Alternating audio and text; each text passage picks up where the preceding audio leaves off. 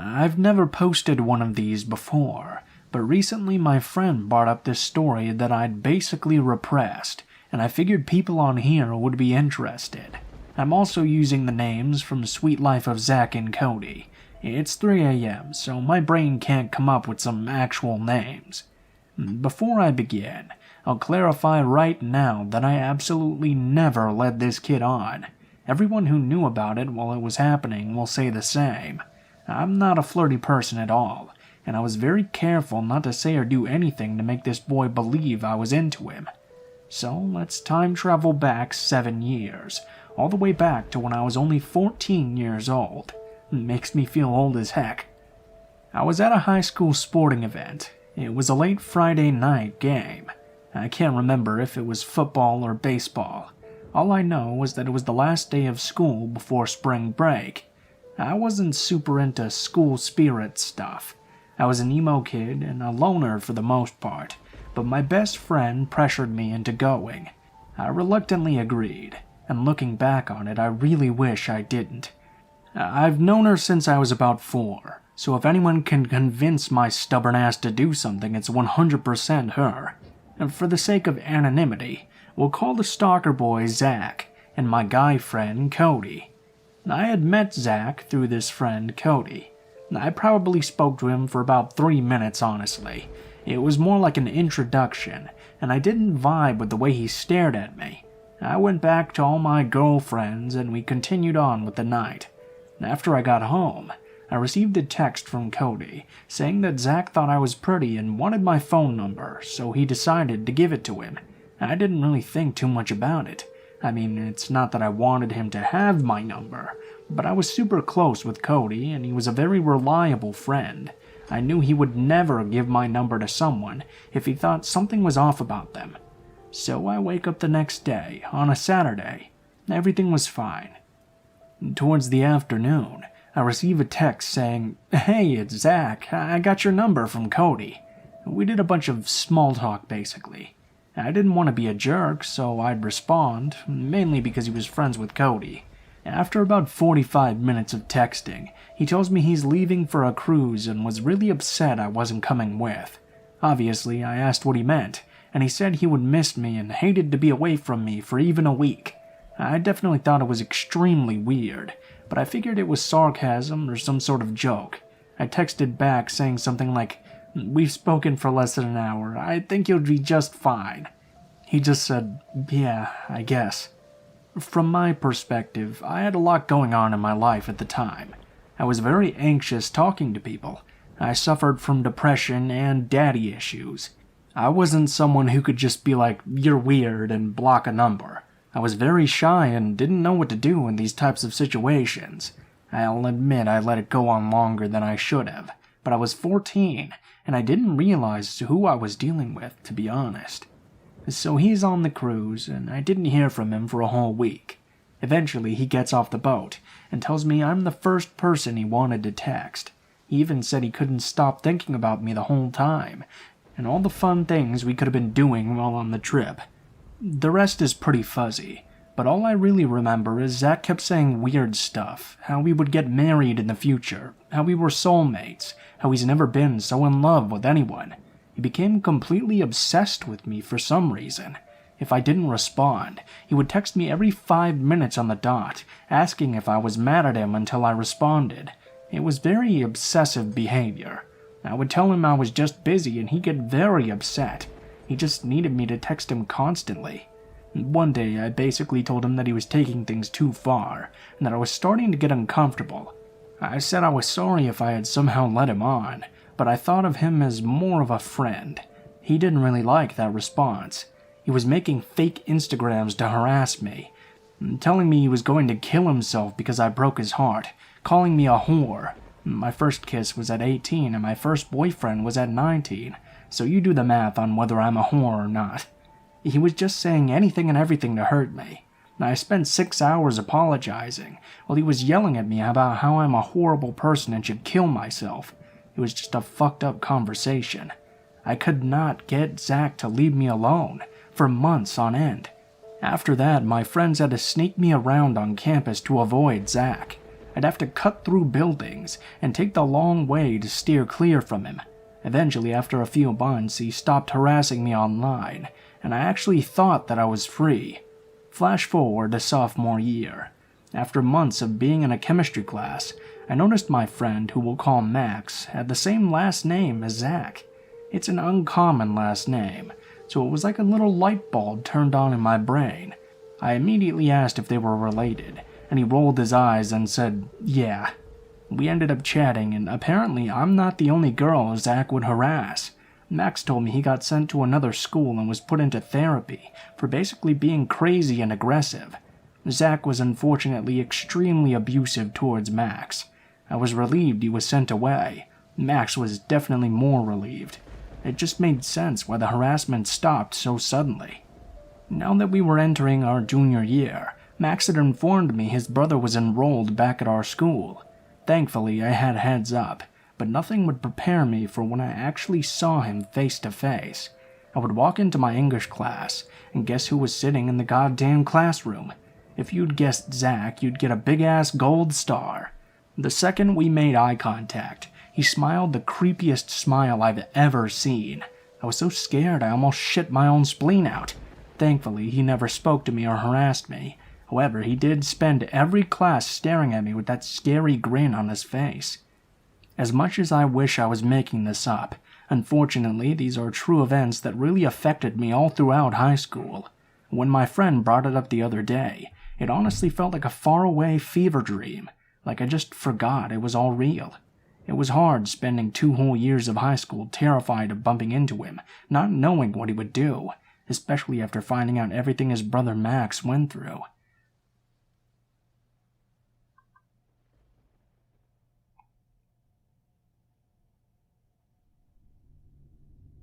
These events happened over several months in 2016, when my sister and I, 16 and 14, first moved into our most recent apartment complex with our mother. We now call it the apartment complex from hell because there were many incidents like this. I wrote about 2 of them already. Admittedly, we were still into our hoverboard craze back then and would ride them around. This is how we met Savannah. She was our age and lived in our building. She asked to hang out, and we were very happy to hopefully make new friends, so of course we said yes. We hung out outside the complex at a little park area. It would get dark, and we'd start making up ghost stories. Turns out she liked creepy paranormal stuff just like we did. Note, I did not actually believe in this stuff, and still don't. Every time I reference the paranormal, it's usually hyperbole. As we were walking home, the light in one of the apartment hallways flickered. I joked and said it was a spirit trying to communicate with us. Sarah made up a flash once for yes, twice for no system to communicate with the spirit, and we messed around for a bit. We thought it was just harmless fun. The next day, she runs over to us excited. She informs us that the spirit we had met last night told her its name, that it was Kieran and it meant light, so it all made perfect sense now. We asked her how she knew. She said she went back later that night alone to talk to it. This was the first time it occurred to us that she might really believe in this stuff. Our aunt had given us an old Ouija board as a joke the year before, and we thought Savannah might like it. Savannah lit up and said she wanted to try and talk to Kieran. We huddled in the hallway connecting the apartments and put our hands on the board. We kept getting random letters that didn't make sense, but soon Savannah's questions were directed towards Kieran. We felt her moving the planchette and called her out, but she got mad and said she'd prove it. She took her hand off the planchette and it no longer moved. She just huffed and insisted it wasn't her. Over the next few weeks, we did mostly normal stuff together with her. But she kept talking about the ghosts and Ouija boards until we broke down and played it again. This time we were introduced to a new ghost, Evan. We knew it was Savannah moving the planchette, but we were curious about the story she was making, so we let her follow through. Evan was a ghost, or demon rather, about our age who wanted to be free from a greater demon controlling him. That greater demon's name? Kieran. Savannah's parents called her inside, and conveniently Evan had to go too. He told us he'd protect us from Kieran, especially Savannah. Savannah commented how cute it was for him to offer. A few days go by normally. Then Savannah's back to tell us she has a boyfriend. We were very happy for her until she tells us his name is Evan.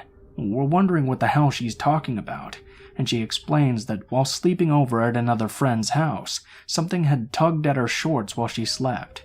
She had woken up and heard Evan's voice. Then he'd visited her in her dreams and asked to date or something like that. She'd said yes. Of course, we know she made Evan up, so we were kind of like, what's wrong with you? We didn't talk about the demon stuff anymore after that. Savannah was extremely possessive over her friends. When she'd see us with someone else, she'd text us non-stop about why we hadn't invited her to hang out with us. We tried to keep our distance, but she lived on the ground floor and literally watched her window waiting for us to come outside every day. She'd latch onto us. We didn't know much about her home life, but she always seemed very troubled. She had scars all over her wrists and constantly talked about running away from home. Her parents seemed alright, if rather strict and religious. We still hung out with her because we were very worried, but we were starting to feel weird about it. Worse, she'd randomly show up holding her hand out, saying Evan was holding her hand. She'd look at random things and then laugh when no one was talking, because Evan had told her a joke. Once she made us feel her cheek where it was supposedly warm from Evan kissing her. It was not warm. One day my sister and I were bored from her talking to Evan on the Ouija board. She was still controlling the whole thing, and wanted to have some fun. I texted my mom to call my phone from a blocked number and play some creepy sounds. Looking back, this was one of the dumbest things I did, but at the time it was just for fun. My mom made the call and I put it on speaker. Savannah is living for it, especially where my mom played a track from a scary movie about a ghost. My mom took it a step further and threw a banana off the third-story balcony for all of us to see. Savannah said it was a sign that Kieran was winning. We had no idea of the fire this would light in her. We were about to tell her it was just a prank, but again her mom called her inside. She found us again the next day, and I came clean about the prank. She laughed and said there was no way we could have done that. I said no, my mom literally did all of it. While Savannah had told her friend about it, who told her that yellow objects like the banana were a sign of the devil, and seeing them meant the devil was hunting you.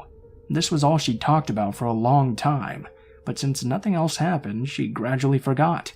Things went back to normal for a while, until Autumn moved in. Autumn and Savannah connected instantly because of their history with depression. Autumn was a few years younger than us, but had a hell of a lot more of a past. This included significant time spent in psychiatric facilities and violence towards her classmates and family. Autumn claimed she heard demons talk to her at night, and just like that, the ghost stuff had started again. Savannah felt threatened by Autumn and felt the need to one-up her with this ghost stuff. She told her Evan was her ghost brother that looked out for her. I was like, hold on, you claimed he was your boyfriend. She giggled and said, that's gross, he's my brother. Her story had completely switched. Now she was dating another demon named Jacob and they were engaged or something. She even showed us a ring to prove it. The next week or so was literally like a match between them to see who had the darkest and was most involved in the spirit world or whatever. They'd compare scars on their wrists and brag about cutting themselves and doing things like sneaking out in the night. In a move to one-up Autumn, Savannah drew a giant pentagram in the parking lot with chalk. Her parents found out, and she backed out and blamed it on Autumn. The next freaking day, people come over to repave the parking lot. The pentagram is now buried under it forever, literally. Savannah moved on to saying her friend had found Jacob's body and was going to put his spirit back inside it. Savannah continued to take advice from this friend, who fueled everything she did. She even said the friend was teaching her witchcraft. We mostly avoided her at this point, but she'd ask us to do things like make holy water with her and try and summon her a familiar. From that point on, she insisted she was a fire witch and walked around wearing all black with Halloween-like makeup on her face. She and Autumn frequently snuck out together, and we'd occasionally see cop cars at their house. My sister and I were avoiding them both, but now we'd get fiery texts from both of them if we hung out together with people, especially our guy friends. Once they saw us get home and stood in the parking lot pretending to be possessed. Autumn cut off all her hair and claimed to have tried to kill her teacher. My sister and I knew it was bullshit, or at least we hoped, but Savannah took it so seriously. She'd go around yelling to our neighbors about terrible crimes she'd committed or wanted to commit. She even told us that when she'd first seen us outside with hoverboards, that she'd wished we'd blow up. One day, we again saw the police come to her door. The officers had jackets that said they were from the Juvenile Justice Department. Her mom pulled me, my sister, and our mom aside to explain what was going on. Apparently 2 years before, they discovered Savannah talking with a man online. Her messages to him were hiring him to come literally kill her parents after making threats of killing them a few days before. We were able to confirm the story after pet-sitting for them and finding court papers about it. We'd known she was on probation, but she'd always tell us different stories as to why. Savannah continued to beg us to hang out with her after that, even inviting herself to spend the night. We avoided her at all costs, but she'd just follow us everywhere. It kinda died down when Autumn moved out, and Savannah moved with her family shortly after. Since then, she started doing service hours at horse stables and graduated from high school. I really hope she's gotten happier and more stable. Autumn messaged my sister a few months ago, asking to call her mom to confirm she was with us. She wasn't. We later saw her with a 19-year-old dude. She's 14 now. Me and my sister and our mom have moved as well. There were too many incidents in these apartments. Our new place is very quiet and peaceful, however.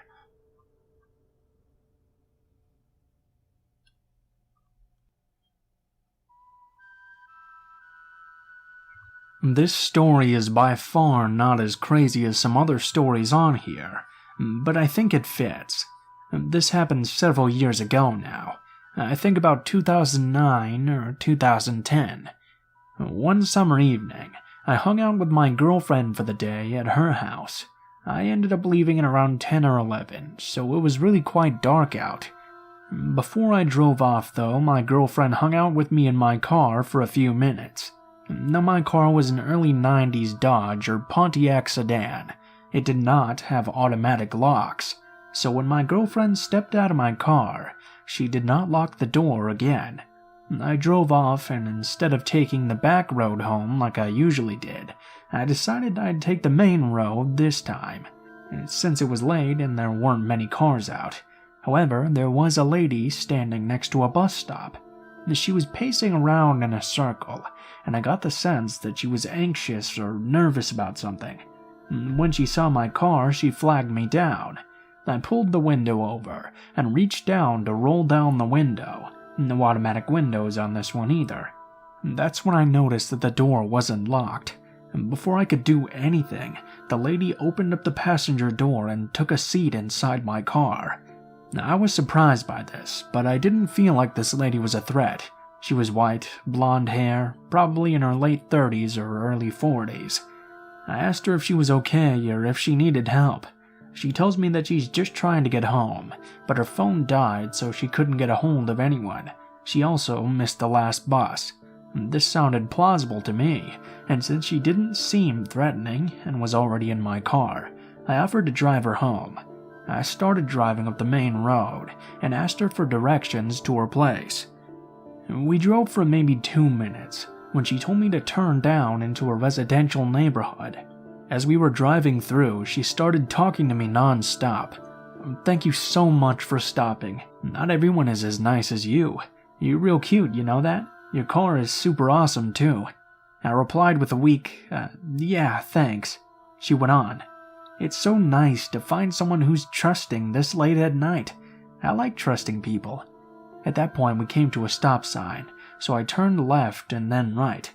When I looked over to the right, she gave me this creepy smile, an ear-to-ear Joker-type smile. I also noticed for the first time that her pupils were very dilated and darting around all over the place. At this point, I finally started to realize that picking up a strange woman late at night who may be on drugs was perhaps not the best of ideas. I started to think of ways to get her out of the car, but I also didn't want to be rude. I know, I was young and dumb. Before I could think of anything though, She asked me for my phone so she could give her friend a call and let them know that she was coming home. I sheepishly lied to her and told her that I didn't have my phone on me.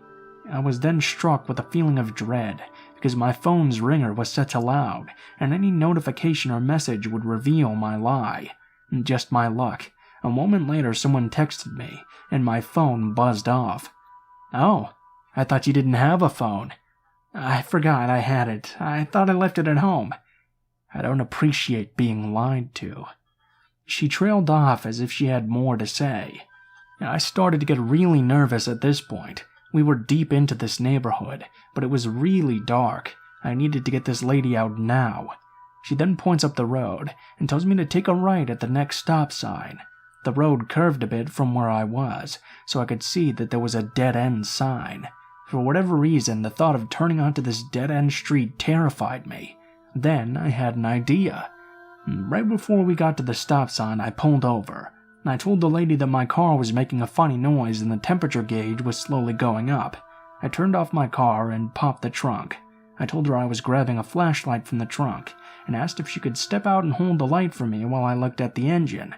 I got out of the car. I looked back at her. She looked both mad and annoyed, but she also stepped out. I went to my trunk and rummaged through the things I had in there for a few seconds. My flashlight was right in front of me, but I needed to be sure that she was standing in front of the car. Once she was there, I closed my trunk and started walking to the front with my flashlight. My heart was pounding, but I knew I had to keep my voice steady. I handed her the flashlight and then said something like, "Oops, I forgot to pop open the hood. Let me do that real quick." I got back in the car, and I did pop my hood. At the same time, though, I turned the car back on and threw it into reverse. The lady just stood there staring at me. Once I had enough distance, I put the car back in drive and drove straight past her. She was standing near a streetlight, so I got one last good look at her. I noticed she was holding a knife of some sorts in her hand. There was also a large man that stepped out of the shadows and stood right next to her. At first, I thought she might be getting attacked, but then they walked off away together. I know that this was 100% my fault. It was stupid of me to let her get in my car, and even stupider for me to agree to drive her home. I don't know why she didn't try to attack me earlier. I don't know if they were simply looking to carjack me or something else.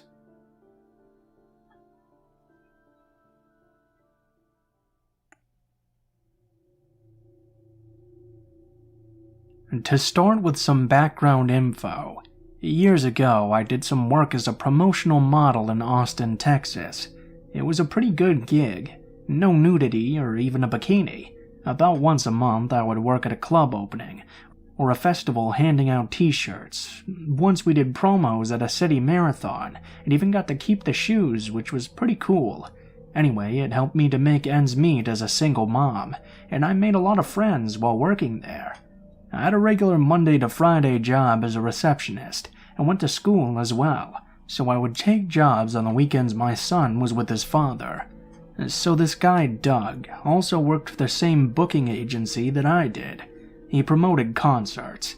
He was a nutcase. Before I figured this out, though, we became friends on social media. He was heavily into music, as am I, so we struck up conversations mostly about music and work and so on. He asked me out to dinner several times, and I declined. Nothing against him at that point.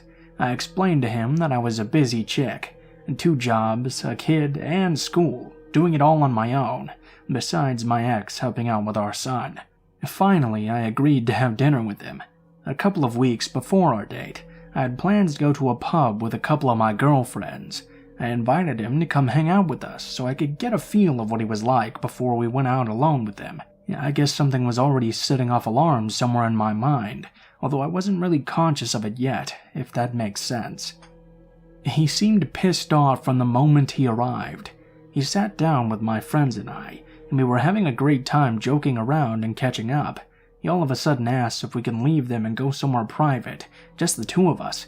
I said no. We came here as a group after all. I tried to make sure that we weren't excluding him or anything, but he just seemed so angry. I had gotten a tattoo about a month prior, and had not seen my friends since that time, so I pulled up my shirt sleeve to show them the tattoo. He got really angry. Why on earth would you get a tattoo? You're far too pretty to have tattoos where people can see them. It makes you look like trash. I laughed it off, but inside I was starting to get very angry. He proceeds to tell me over the course of the night that I should have my nails done professionally, because it's a polished look, and if I wanted to look like a lady, then it's my job to do things like that. He also says he can't understand why on earth I would work 2 jobs and go to school, since I could just get married and settle down instead of wasting my time. That pursuing a career in special education was ridiculous anyway because I wouldn't make any money. Needless to say, he ruined my night, and I plan to never see this guy again. My friends and I still talk about his douchebaggery to this day. I didn't respond to his texts or calls, and sent him a message that I was not interested in friendship or anything else. His comments were rude and hurt my feelings, and were in no way comfortable. So he's a jerk, right? You meet people who have issues, and that happens sometimes. No great loss. I didn't block him on my social media. Big mistake. And that's when he started to get scary. A week or so later, he sends me a message, asking if we're still going to dinner. I said no, of course we're not. I'm not interested in dating you. He didn't answer, but he posted under one of my pictures with my friends at the pub saying, I guess what you want to be is a barfly all your life. When somebody tried to come in and take care of you, you just act like a bitch. I blocked him from everything. That night I got 3 phone calls. One from my best friend who said he messaged her asking for my address because I had left something at his house I had never even been to and was going to bring it back to me. One from my ex-boyfriend's mother, telling me that a strange man had messaged her to ask if her son and I were truly not together, or was I a slut that was just leading him on?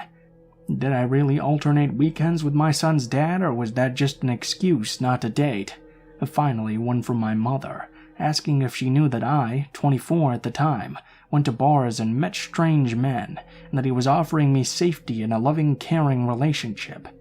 Needless to say, all 3 of these women freaked out and were extremely worried about me. The message to my mom really pushed me over the edge. I called him and told him he was a psycho, and to never contact me or anyone else again. He started cussing me out, and I hanged up and blocked him on everything. I never heard from him again, thank God, but I was really nervous for a while.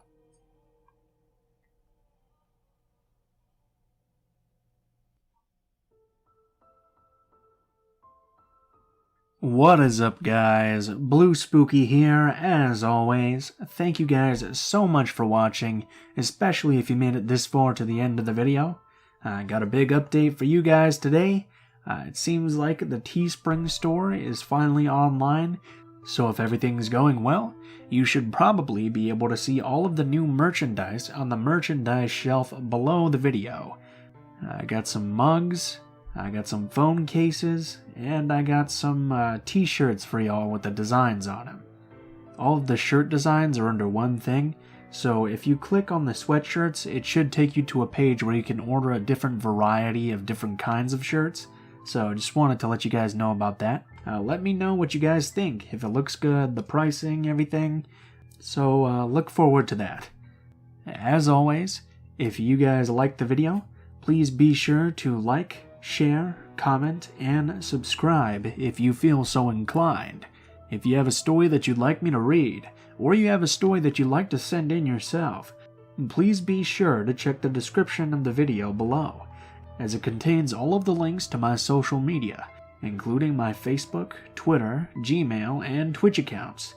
If you do decide to send in a story, please be sure to include in the tagline what the name of the story is, how you would like to be credited in the description of the video the story appears in, and what type of story it is, if it does have a type.